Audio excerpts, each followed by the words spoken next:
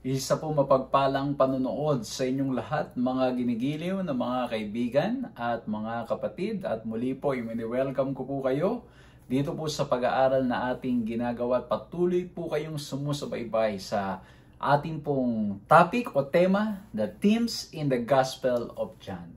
At nawa po patuloy kayong nakikinabang, patuloy po kayong nabibless, at patuloy po na napupulot ninyo ang mga magagandang leksyon na ating mapupulot dito po sa ating pinag-aaralan ito. Tunay ngang napakabuti ng ating Panginoong Diyos at itong mga nakaraan ay pinag-usapan natin ang napakagandang mga pag-aaral. We look at yung mga miracles that points us to who Jesus really is.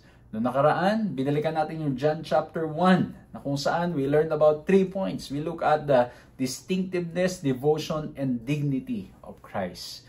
Nakita po natin doon kung paano ang ating Panginoong Diyos, it is His greatest honor, ng ating Panginoong Kristo, it is His greatest honor na tayong lahat, by the grace of God, ay mga ligtas. It is His greatest honor. Kumbaga yung dying on the cross, which is very shameful, by the grace of God, naging po siyang pinaka-honorable na ginawa ng ating Panginoong Kristo dahil sa pamamagitan ng cross, sa pamamagitan ng kanyang sakripisyo, we have all our assurance of our salvation. At nawa po ay nakinabang po kayo doon. Kung na-miss nyo po, pwede nyo pong balikan. At ito po mga kaibigan, mga kapatid, magpapatuloy na naman tayo sa pag-aaral ng ating napakagandang leksyon na ito na aklat ng Juan.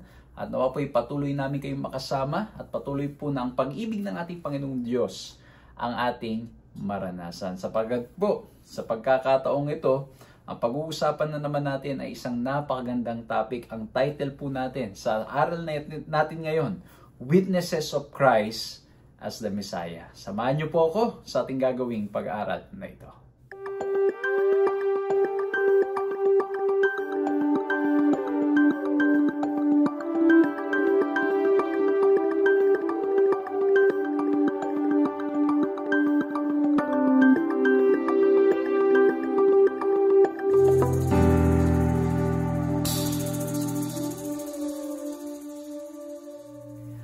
Ako po si Pastor John Alexis Mercado at patuloy po kayong sumusubaybay sa paglilingkod na pinagkakaloob po sa inyo ng 3 Points Ministries na napapanood din naman sa Hope Channel Philippines. At nawa po ay patuloy namin kayong nakakasama, maging ito man ay sa television, ito man ay sa radyo through AWR. Ano po, marami tayong mga AWR radio station na ito pong ating pag-aaral ay napapakinggan din naman. Praise the Lord po. At sa iba't ibang mga lugar na nakakasama po namin sa television, sa radyo, at maging sa social media. Nawa po patuloy namin kayong mapaglingkuran at patuloy po kayong mabless sa mga binabahagi po naming praktikal at ang aming po mga reflections, mga aral namin pong napupulot, mga praktikal na aral namin pong napupulot mula po dito sa pag-aaral na ito. At muli po mga ginigil mga kapatid, if it's your first time, please like, please subscribe, please hit the notification bell, paki-follow nyo po ang ating page, maging ang ating YouTube account para nang sa ganun po ay ma-notify po kayo sa tuwing may mga videos po kami na nilalabas. Hindi lamang po ito yung pag-aaral namin ginagawa, meron pa pong mga iba namin pong ginagawa. Gusto pong kunin ang pagkakataong ito to invite you all to share this program. Paki-share ninyo sa mga kaibigan ninyo, sa mga mahal nyo sa buhay, sa mga kakilala nyo, mga katrabaho ninyo, mga kaklase ninyo. Baka po ang ilan sa kanila nangangailangan ng mensahe, ng pag-asa at pag-ibig mula sa ating Panginoon Kristo. Nawa po maging blessing at pagpapala ito pong pag-aaralan natin ngayon. Gusto ko rin pong kunin ang pagkakataon na ito upang magpasalamat sa lahat ng mga kapatid, sa lahat ng mga kaibigan na nagbukas ng kanilang mga tahanan upang ang inyo pong lingkod ay makapunta sa iba't ibang lugar. Purihin ang ating Panginoong Diyos. Nito pong mga nakaraan, we've been very busy traveling, attending meetings, giving Bible studies. Maraming salamat po sa lahat po ng mga kapatid po natin at hanggang ngayon po ang inyo pong lingkod ay abala pa rin po na naglilingkod face to face at online, all for the glory of our Lord and Savior Jesus Christ. At muli po maraming salamat sa inyo, sa inyong pong pagpe-pray at pag-support sa ating gawain at nawa po'y patuloy pa kayong pagpalain ng ating Panginoong Diyos. At ngayon, mga kapatid, hingin po natin ang gabay at katalinuhang nanggagaling sa ating Panginoong Diyos because it's impossible for us to do it on our own. We need His guidance, we need His grace, we need the power that comes from above para po na sa ganun maging malinaw ang mga ating pag-aaralan ngayon. Let's bow our heads and let's pray. Ama po naming Diyos, dakil at makapangyarihan sa lahat. Maraming salamat po. At sa pagkakataong pong ito, mag-aaral po kami ng inyong mga salita. Tulungan niyo po kaming maunawaan ito. May tanim sa aming mga puso't isipan. Maging malinaw po sa amin ang mensahe, ang boses ninyo na nakikipag-usap sa amin. O mahal na Diyos, sa aming mga sarili, we cannot do it on our own. But we trust that through your grace and power, nothing is impossible. Kilusin niyo po ang aming mga puso. Kilusin niyo po ang aming mga isipan. Tulungan niyo po kaming mapakinggan kayo. At tulungan niyo po kaming makasunod sa inyong mga naisin. Lord, maraming salamat po because we can feel your presence now. Magkakalayo man po kami, but you have connected us through this online platform. Maraming salamat po sa inyong kabutihan at sa inyong pagmamahal. Sa pangalan namin, Panginoong Yesus. Amen. Amen. Amen. Ayan, isa po mapagpalang panonood sa inyo, mga ginigiliw na mga kapatid. At muli po, wini-welcome ko po kayo dito po sa ating pag-aaral ng Aklat ng Juan.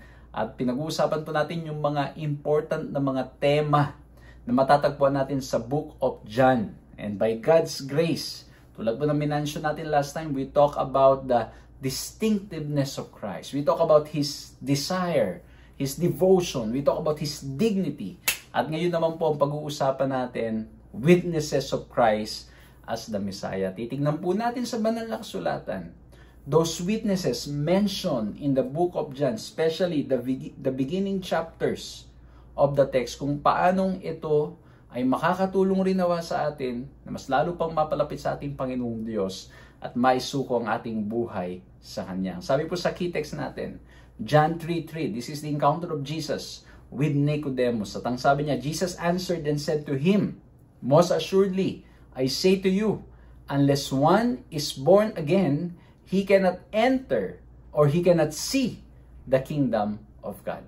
And so, based on the text that we have read, ang ating pong sinasabi natin Panginoon Kristo, tayo ay makakapasok o ligtas sa pamamagitan lamang ng pagiging born again, makakapasok sa kaharian ng Diyos if we are born again. And later on, the Lord will even explain this more as we go to this part of our study. Pero, yan po ay itatouch ko, I think, sa third point pa nitong pag-aaral natin ito. At gusto ko pong maging klaro sa atin from the very beginning, we talk about yung gusto ni John na mangyari, kung bakit niya ibinabahagi itong mga aral na ito, itong mga bagay na ito.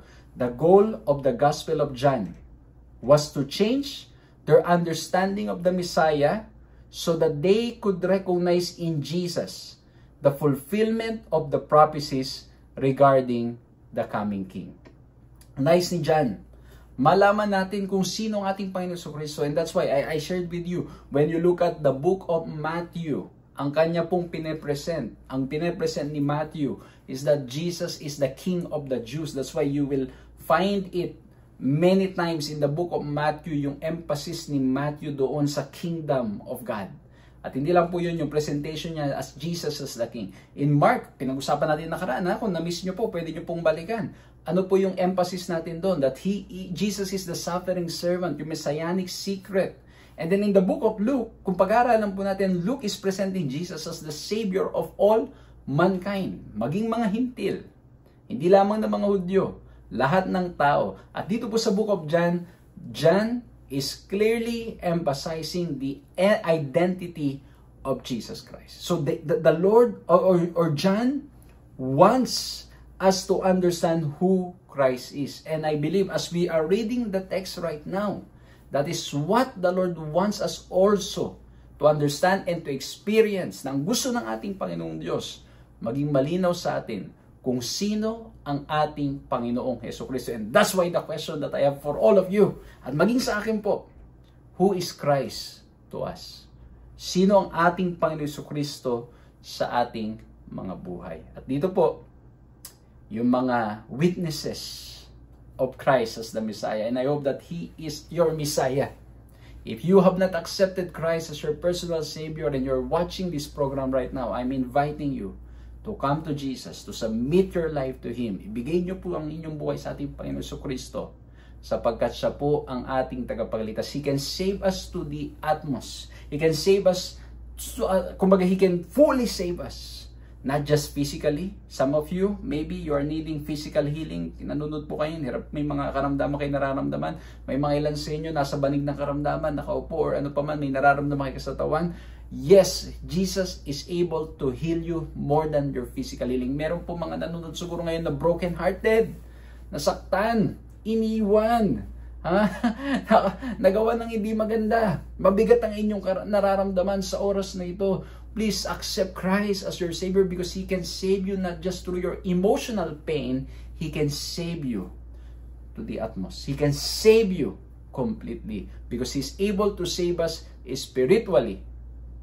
Sa pagliligtas niya sa atin, spiritually, we will realize that when we are saved through His grace, through His power, when we are saved spiritually, mga kapatid, we are more than happy. We are in complete peace. Kasi bakit po? Although in this world we will have troubles and we will have problems, but if we have Christ, we have nothing to be afraid of. Amen? And so pag-uusapan natin ngayon, 3 points ang aking po i-share sa inyo. Nawa po maging madaling paraan para ma-summarize, para po ma-share ninyo, para po maunawaan at maalala itong ating pag-uusapan. Pag-uusapan natin yung mga witnesses of Christ as the Messiah in the beginning chapters of the book of John, and I have summarized it in 3 points. Kung meron po kayong ibang leksyon na mapupulot, praise the Lord, mga kapatid, mga kaibigan. It means that the Lord is speaking to you. I hope and pray that you will write that. Don't forget that so you can share it to your class, you can share it to your friends, you can share it every time there's going to be a conversation about this topic. At hindi ko po matatouch lahat dahil again, ang oras natin is very limited. But we will try to approach this in the most practical manner na nawa po, mabless po tayong lahat at maging malapit ang ating relasyon sa ating Panginoong Diyos. And the first witness of Christ as the Messiah, ang linagay ko po dito, yung first letter P is the word prophet. Bakit? We are referring to John the Baptist. Okay? Hindi yung John na nagsulat ng aklat ng Juan, kundi si John the Baptist. Ang sabi po sa John 1:19 to 20, and this is the testimony of John. When the Jews sent priests and Levites from Jerusalem to ask him, "Who are you?" He confessed and did not deny, but confessed, "I am not the Christ." Okay? Sabi ni John, kasi bakit po? Because he's John the Baptist, because he is preaching, performing baptism, is doing some miraculous things in the hearts of people by God's grace. His message is penetrating the hearts of people. His message is convincing a lot of people. Many are following Him. At tinanong siya ngayon, sino ka ba? At ang sabi niya, clearly, I am not Christ. Mga kapatid, ang gandang lesson na, practical lesson na pwede nating pulutin dito, no? Kasi bakit po? You know, it's possible for John the Baptist to be so consumed with the attention, with the appreciation that he's experiencing na, ewan ko po kung na-experience nyo po yan na sometimes we are well appreciated, which is not bad. Pero minsan po ang nangyayari, nagiging consume tayo doon sa mga appreciation and attention, the light, the fame that we're getting. And sometimes we try to pretend as somebody else na hindi tayo just in order to stay in that fame, light, or to get attention. But for John, it was clear to him. He's clearly a prophet who knows his clear identity, his clear mission. At ang sabi niya, I am not the Christ. Mga kapatid, this is a good lesson for all of us. As we are serving the Lord, we're preaching the Word, we're doing a lot of things for Jesus. Remember that we are not the Christ. Ang tagapagligtas natin, walang iba kundi ang ating Panginoon Jesucristo. And so it is our duty to always point people to whom? To Christ alone. Amen? I-point natin sa ating Panginoon Kristo, hindi sa ating mga sarili, because we are all sinners. We all have our weaknesses. Lahat tayo nagkakasala, lahat tayo ay nagkakamali at bumabagsak. And so mga kapatid, mga kaibigan, dito po sa pinag-uusapan natin ngayon, just from the beginning text na ating binabasa, there's already a good lesson that we can learn. When John said, I am not the Christ, he knows who is. He knows his calling. He knows his mission. He knows his purpose. And I hope that as we fulfill our calling, as we fulfill our purpose, as we fulfill our mission, and people are happy with our service, people are happy with what we are doing, we do not lose sight of that mission. We are here to call people to come to Jesus. At hindi para po ma-attract sila sa atin or kung sino man. Kaya po sa ating mga paglilingkod, the main call is to always lead people to Jesus. Kapag ang ating pong ministry ay ang nagiging point na ay maging ang attention ay sa atin at umasa sa atin ang mga tao, mga kapatid, we could be doing something wrong already. We could be leading people not to Christ but to us. Kaya po si John, it was very clear for him. And then when we continue in verse 23, ang sabi niya, tingnan ninyo clear siya sa purpose niya, clear siya sa calling niya. Ang sabi niya, he said, I am the voice of the one crying out in the wilderness, make straight the pathway, or the way of the Lord, as the prophet Isaiah said. Sabi niya, ako lang yung mensaheng ipinadalang una.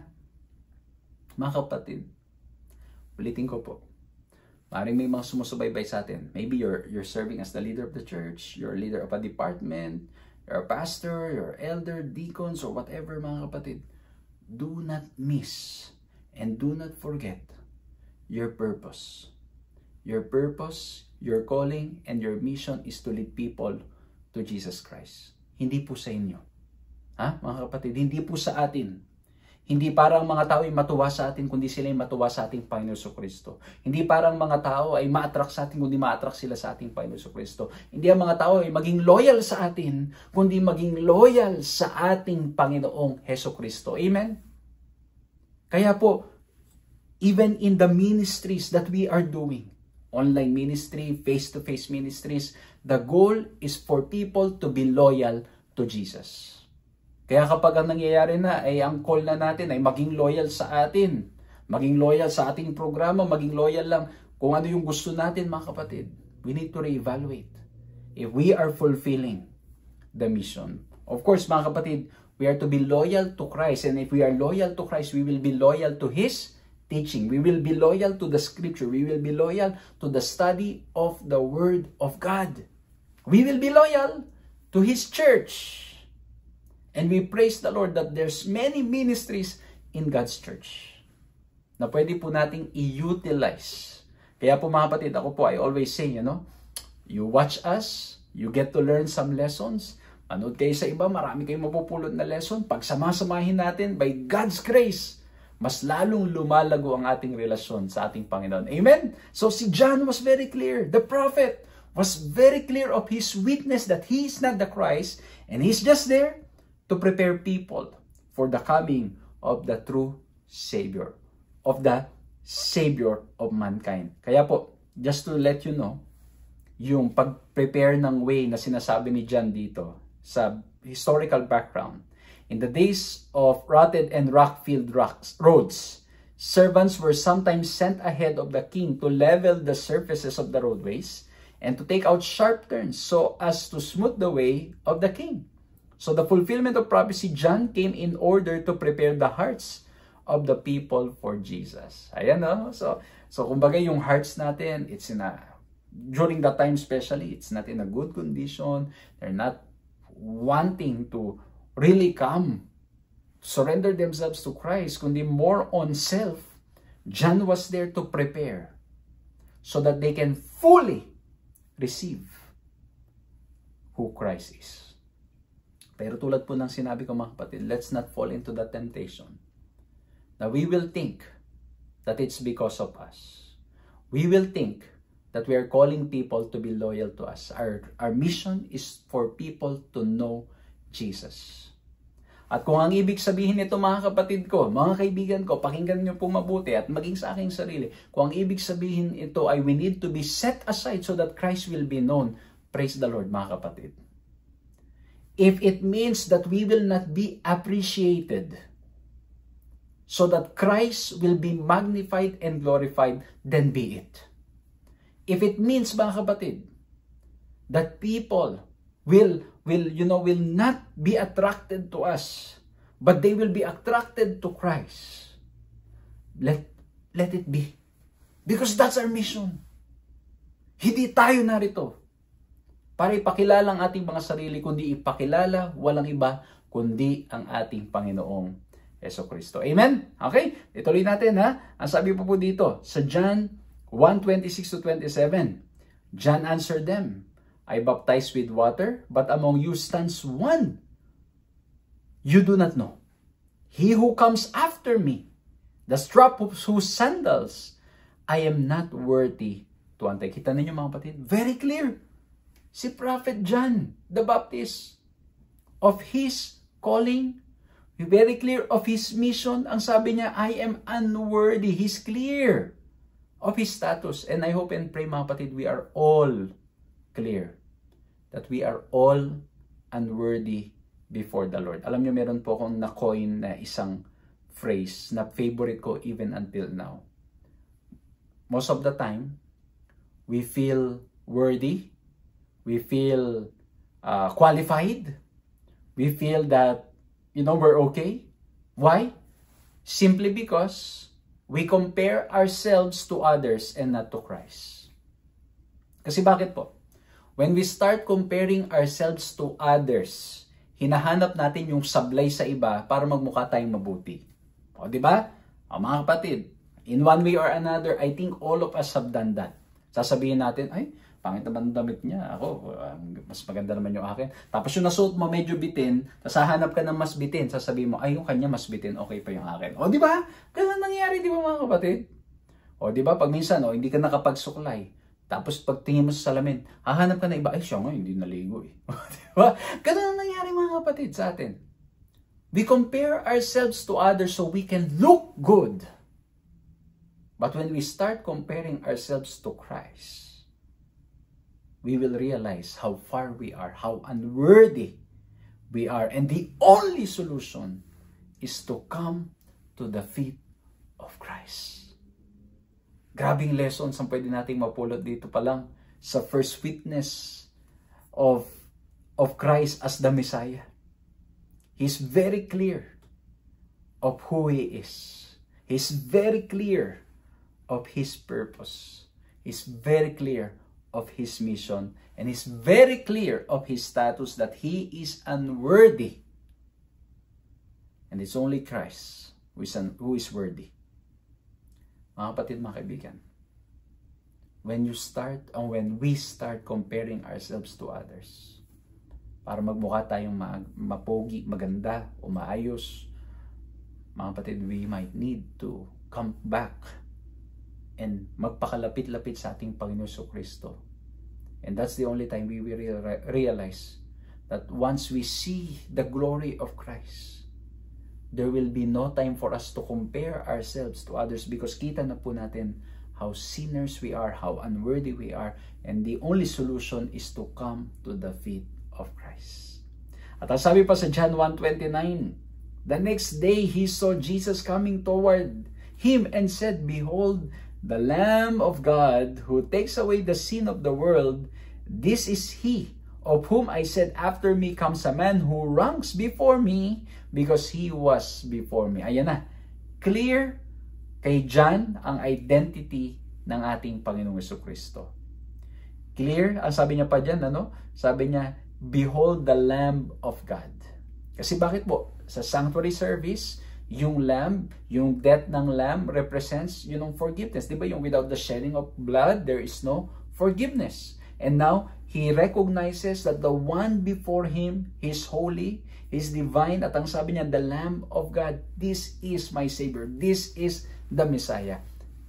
He's the Lamb who will be sacrificed so that all of us will have eternal life. So all those who believe in Him will have eternal life. At ang sabi po dito, mga ginigilo ng mga kaibigan, mga kapatid, sabi niya, He ranks before me because He was before me.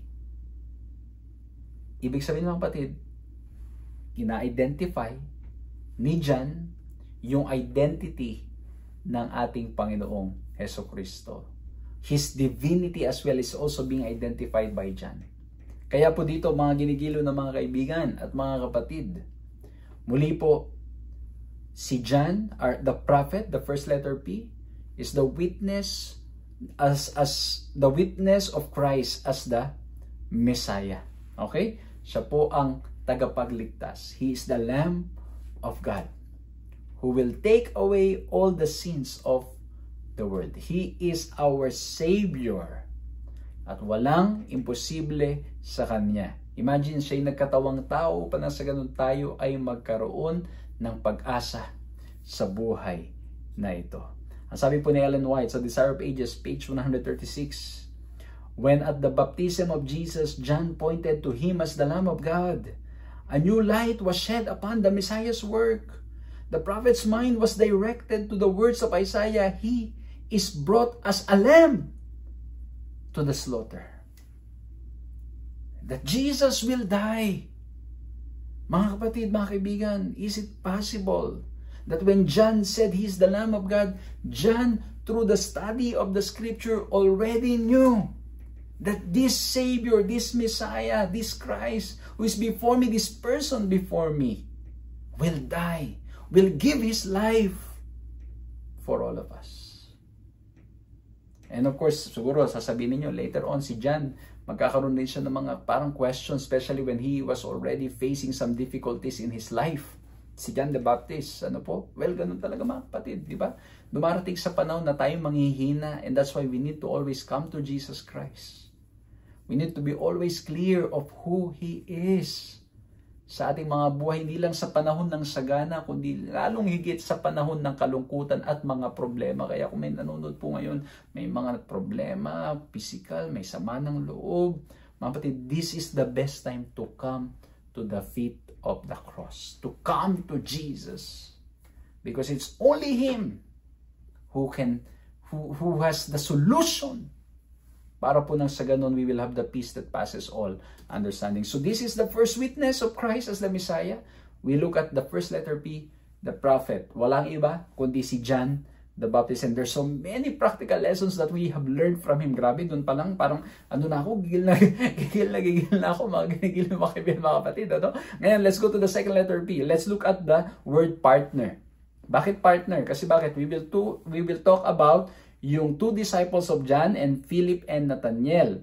Simulan natin sa verse 37 of chapter 1, and this is referring to the two brothers. Ano? Ang sabi dito, the two disciples heard him say this and they followed Jesus. Ayan. Sabi kasi ni John, di ba? He's worthy. He is before me. I'm not worthy to untie yung kanyang sandals. Ngayon, ang nangyari po, merong dalawang disciples, narinig nila ito, they followed Jesus. At ang sabi doon sa verse 40, one of the two had heard John speak and followed Jesus, was Andrew, Simon Peter's brother. He first found his own brother, Simon, and said to him, we have found the Messiah, which means Christ. He brought him to Jesus. Jesus looked at him and said, you are Simon, the son of John. You shall be called Cephas, which means Peter. Ayan po, nasa chapter 1, verse 40 to 42. Ito po, no? So, nangyari po, yung second witness, walang iba, kundi si Andrew, who's introducing to his partner or brother, at ang sabi niya, we have found the Messiah. We have found the Christ. Kumbaga nangyari, after niyang marinig kay John, he followed, he might have observed, he looked at what's happening, and based on the teachings of Christ, based on what Christ is saying, what Christ is doing, what Christ is, how Christ is living His life, based on those observations, nung nakita niya yung brother niya, sabi niya, nakita ko na ang Messiah. We have found the Messiah. And Simon, o si Peter, followed Andrew. And by God's grace, we know from the story that that by God's grace, Peter also followed Jesus. But he's one of the first witnesses sa pagiging Messiah ng ating Panginoon Jesucristo. At tatandaan nyo mga ginigiliw ng mga kapatid, it's possible na nung sinasabi to ni Andrew, he might have not fully understood what it means to be Christ during that time. Kasi bakit po? Ulitin natin, yung concept nila ng Messiah during that time is a political leader. Ang concept nila ng Messiah during that time is a Messiah that will overthrow the kingdom of Romans. A Messiah who's politically inclined. Inclined sa politics, inclined sa, siguro may authority and power para nang sa ganun magawang maipagtanggol sila, at hindi lang maipagtanggol sila, magawa ng paraan para nang sa ganun ay may balik ang Israel sa pangunguna.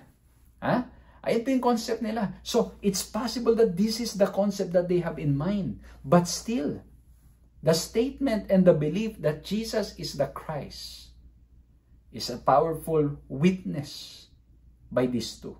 At ang ganda kasi, sabi po ni Ellen White, yung statement na ito, na identifying Jesus as the Christ, although they might have a limited point of view, they might have a limited understanding of what it means for Jesus to be the Christ, still, it is the illumination of the Holy Spirit. Basahin natin.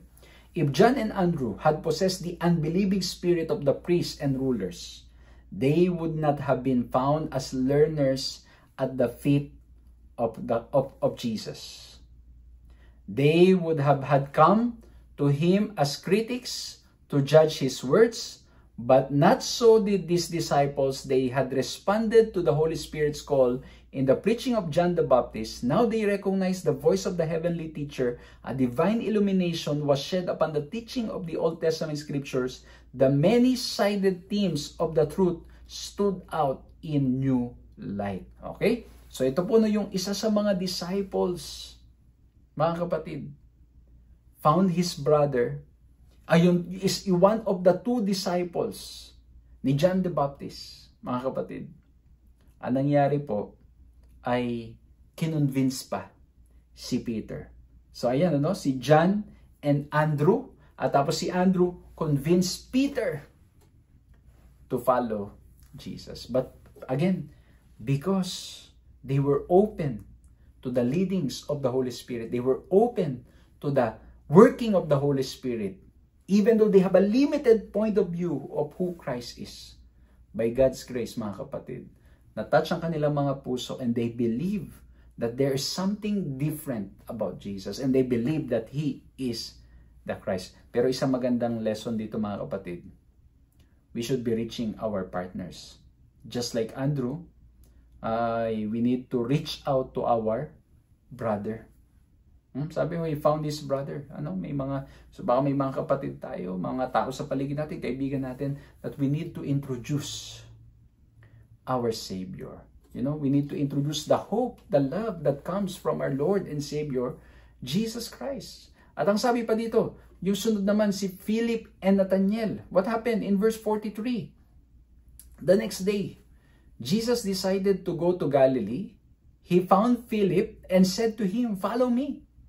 Now Philip was from Bethsaida, the city of Andrew and Peter. Philip found Nathanael and said to him, "We have found him whom Moses in the law and also the prophets wrote, Jesus of Nazareth, the son of Joseph." Ayan, ang ganda ng statement. Sabi ni Philip, "We have found him whom Moses in the law and also the prophets wrote." Ibig sabihin, mga kapatid, this could be an indication that they are really studying the Word of God. And so, for us to be clear of who Jesus is, especially during their time, for them to be clear of who Jesus is, they need to go back to what? To the Scripture. Kailangan pag-aralan ng salita ng ating Panginoong Diyos to fully know who He is, to identify who He is. It will be impossible to identify Him if we are not reading the scripture. Baka sasabihin ninyo, bakit yung mga Pharisees and mga Sadducees and mga scribes and priests, they have been reading the scripture, they memorize it, but they have not identified Christ. The difference is what? Because they were not open. Ang iniisip lamang nila yung sarili nilang kagustuhan. Ang iniisip lamang nila yung magbe-benefit sila. At hindi nila inaral ng mabuting salita ng ating Panginoong Diyos to speak to them. They were trying to change the scripture instead of the scripture changing them. At minsan mga kapatid, ganun ang nangyayari sa atin. We read the scripture to find what's biased, what will agree to our belief, what will agree to what we are already practicing, instead of allowing the scripture to change us, to rebuke us, and to lead us to the right path. Yan minsan na nangyayari sa atin. Nalala ko na minsan, mga kapatid, meron akong kaibigan, he was asking me some Bible questions. Alam niyo, ito po mga past few weeks, I've been very tired, but very happy and fulfilled. Kasi bakit po, grabe, yung change of, yung oras, mga kapatid. Imagine nyo, first time to travel to a place na 9 hours to 12 hours ang difference. Pagdating ko mga kapatid, alam niyo unang activity? Bible study. Bible study mga kapatid, abot ng 3 oras. Grabe mga kapatid. And I'm very fulfilled and very happy. It helped me mga kapatid to adjust. But still, alam niyo, iba yung pagod mga kapatid. But God is good. At one time po meron nag-message sa akin at ang sabi sa akin, bro, paano kaya to? Yung ganito, ganyan. At sabi ko, yun nga, we need to go back to the scripture. Talagang aralin natin, hindi yung sarili lamang nating kagustuhan. At alam nyo mga kapatid, yung kaibigan kong ito, he was telling me, sometimes ang nagiging tendency talaga, I want to read the scripture, o nababasa ko yung scripture, tapos nai-interpret ko siya based on how I want to read it, how I want to understand it. Yun ang temptation natin. And so that's why the scribes, the Pharisees, they cannot identify Christ. Why? They were too blinded. They were too blind. Ini-interpret nila sa gusto nila. Hindi para baguhin sila. Kaya ito po nangyari. Kaya, again mga kapatid, I just want to emphasize the importance of reading the scripture and allowing God to speak to us, to change us, to mold us, and even to rebuke us. Kaya pag binabasa niyo po ang banal na kasulatan and your rebuke, pray to the Lord to help you and to help me, to help us na mabago. Yun dapat na baguhin at yung nais niyang baguhin natin. Amen? At ang nangyari po, sabi ni Nathanael, John 1:46, can anything good come out of Nazareth? Nathanael said to him, can anything good come out of Nazareth? Philip said to him, come and see. Ayan based on the location, based on the status, sometimes based on the race, parang ang dating, meron bang mabuting lalabas dyan?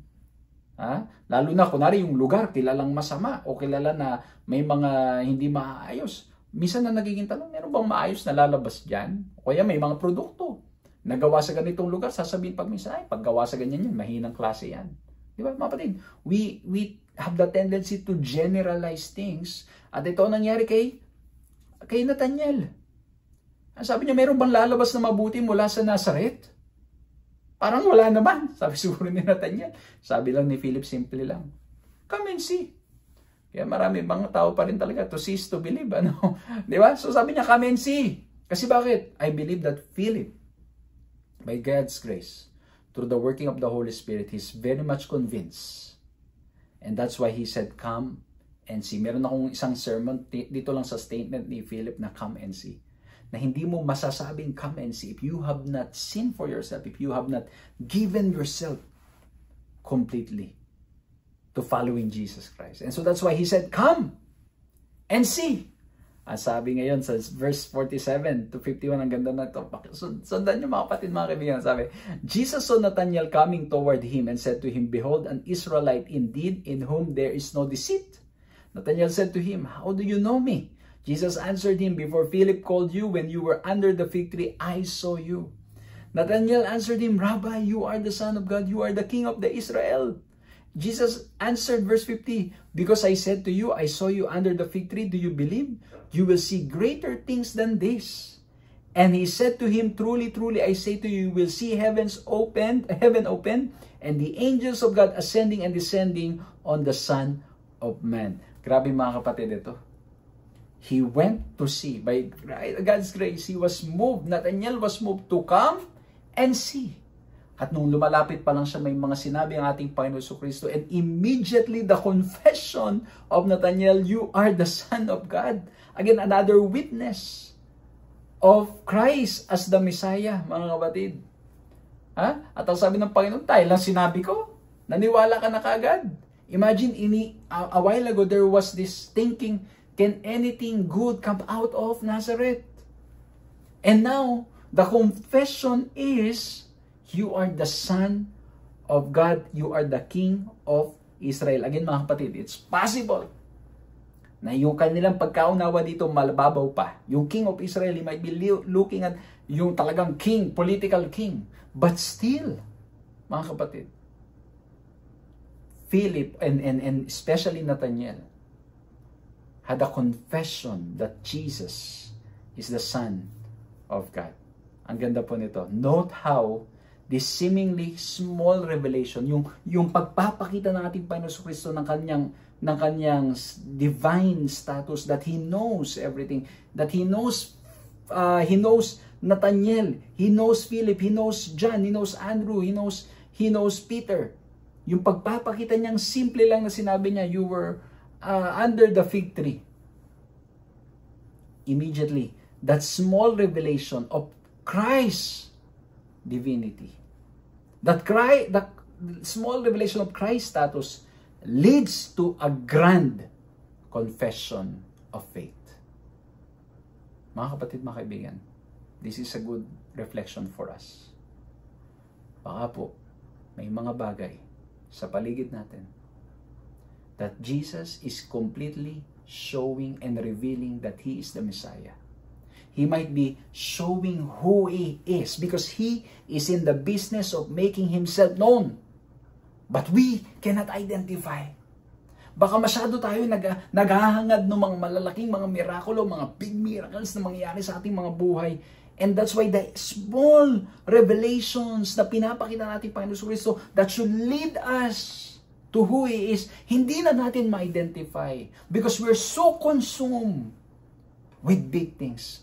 Hindi natin makita yung mga small revelation of who Jesus is. Alam niyo mga kapatid, every time I go back to my experience, by the grace of God, kitang-kita ko po, yung hands ng Panginoon leading and guiding. Ay, naku mga kapatid, ang dami kong maikikwento na how the Lord has protected and guided me. But during that time, I cannot fully understand. Minsan, yung tanong ko pag minsan, bakit naman ako papupuntahin doon? Minsan yun ang mga tanong ko mga kapatid. Nagre-reklamo ko, nagagalit ako, not knowing that going there, the Lord was saving me from something. Not knowing that going there, following the Lord's leadings, hindi ko alam na yun pala ang gagamitin ng ating Panginoon para mas lalo kong magtiwala sa Kanya at hindi sa aking sarili. Mga kapatid, and this is what I'm learning in my life, in my pastoral ministry as well. Lalo na po sa aming mga pastor, we are always changing from one place to another. Ay, lalo na po sa amin, no, sa Adventist World Radio. Anytime there can be changes. At alam niyo mga kapatid, kung titignan lang sa human perspective, parang ang dating, bakit naman ganun? Minsan isipin natin, isip lang ng tao at ganito pa. Pero alam niyo mga kapatid, as we trust the guidance and leadings of the Lord. Yes, we may not understand now. We may feel bad now. We may question now. We may be mad right now. We might be complaining right now. We may be doubting right now. But when we walk by faith, when we obey, later on the Lord will reveal that He's teaching, He's changing, He's molding us, He's helping us to grow in our relationship with Him, to grow in our knowledge of Him. Amen? Kaya po ito mga kapatid, we're looking at, number one, the prophet. Number two, we are looking at the partners. Yung partner. Dito po yung una, yung two disciples, John and Andrew, and then they Andrew introduced to his brother, to his partner Peter. And then, ito naman si Philip, He reached out to Nathanael. And so, this is a call for us. We might be called. We are being called by the Lord to reveal to our partners, whether in the business, whether in as our friends, whether as a workmate, whether as our classmate, we might be being called by the Lord to reveal who He is. But that can only happen if we are clear, if we understand who Jesus Christ is in our lives. Number 3. Number 1, we look at the prophet. Number 2, we look at the partner. Number 2, let's look at the professor. Bakit po professor? Kasi bakit si Nicodemus, the teacher of the law? As I was in John 3:1-2. Now there was a man of the Pharisees named Nicodemus, a ruler of the Jews. Then this man came to Jesus by night and said to him, Rabbi, we know that you are a teacher come from God. You are a teacher come from God, for no one can do these signs that you do unless God is with him. Okay? Ganda nito, ano? Kung babalikan ninyo yung story doon sa John chapter 5 o yung pagbabasahin nyo pa in advance, yan din yung sinabi ng nung blind man, ano? How can he do these things unless he is from God? Ngayon, si Nicodemus, he needed to approach God by night. Why? It could be that he doesn't want to be seen. Kasi alam nyo na, he's a person of authority, a leader, a teacher, and now he will be seen coming to Jesus Christ. So he approached Jesus by night. Okay, itong professor na ito, kasi bakit? Alam mo yun, baka inisip niya siguro, mapapaya ako nito na lumalapit ako sa kanya. And not only that, sa background ni Nicodemus, he was a respected teacher in Israel and a wealthy member of the Sanhedrin. The more. Kaya kumbaga pag lumalapit siya kay Christ, baka he might be considered heretic, or he might be considered or he might be rejected or cast out from this wealthy member of Sanhedrin. And so he approached the Lord by night. And I can imagine Nicodemus, imagination ko lang mga kapatid, when he was approaching Jesus, he might be looking, all around. Baka may makakita sa akin. He might be acting like that. But when he was there, he approached Jesus. At ang sabi ng ating Panginoon Kristo, yung memory text natin sa chapter 3, but we will jump to John chapter 3 verse 5. Jesus answered, Truly, truly, I say to you, unless one is born of water and the Spirit, he cannot enter the kingdom of God. Okay? Mapapansin nyo, no? Born of water and born of the Spirit. I have preached this and shared this in many of my studies, especially pag nag-aano po tayo ng doctrinal studies about baptism. Yung born of water is it's a public declaration. But we should not be only experiencing being born of water. Although it's very important for us to experience that, we also need to experience the baptism of the Spirit. That's why we always need to pray ng Holy Spirit will lead us, will guide us, will possess us, will dwell in our hearts. Naalala ko nung minsan meron nagtanong, sabi, how will you be, di ba pag sinabing baptism of water, you are immersed in the water. So how are you baptized in the Spirit? You are immersed in the Spirit. And then when you go back to the scripture, you sanctify them with your truth, with the truth, because thy word is truth. Thy word is truth. And yung Spirit, walang iba kundi ang salita ng ating Panginoong Diyos din. And so we need to study the scripture so well. We need to immerse ourselves in the scripture and pray for the Holy Spirit in our lives. So sabi na ating Panginoon Kristo, hindi ka maliligtas. You cannot enter the kingdom of God if you are not born of water and of the Spirit. And so mga kapatid, mga kaibigan, marami pong nanonood ngayon. You might have been baptized. You might have received the baptism of water. And I pray that every day we will experience the outpouring of the Holy Spirit in our lives. Have you been praying for the Spirit, the Holy Spirit in your life? If not, mga ginigilo na mga kapatid, let you begin it now. In your nightly prayers, in your morning prayers, in your afternoon prayers, and every time you pray for the Holy Spirit in your life, and your life will be guided by Him. But if, ang challenge mga kapatid, if there is a clear impression from the Lord, we should be following Him. If you don't have the strength, if we don't have the strength to follow, let's pray, Lord, give me the strength to follow what you want. Ayan, tuloy natin ha. Kasi konti na lang yung time natin. Sa verse 9, ang sabi, Nicodemus said to him, "How can these things be?" Jesus answered him, "Are you the teacher of Israel and yet you do not understand these things?" Ayan, no? Na-imagine ko mga kapatid, it could be na itong si Nicodemus is already understanding it, but you know, alam niyo mga kapatid, yung pag minsan alam mo na, naiintindihan mo na, pero nagpapanggap ka, hindi mo naiintindihan. Alam mo yun? I don't know if you've experienced that. Kaya sabi ng Panginoon sa kanya, "Paano ka naging teacher of the law? Na hindi mo naiintindihan itong mga bagay na ito." And somehow, the Lord was rebuking Nicodemus. And so mga kapatid, in our daily walk with God, you might have studied the scripture. I'm studying continuously the scripture. But we need to be ready to be corrected by our Lord and Savior Jesus Christ. We need to be ready to humble ourselves before the Lord. I think that's the message. Nicodemus was the professor of the law, a teacher of the law, and yet he was willing to humble himself. And then, dito, hinumble niya na himself niya, nag-meet siya kay Jesus Christ. When he was already talking with Jesus, Jesus was telling him, you need to lower even more.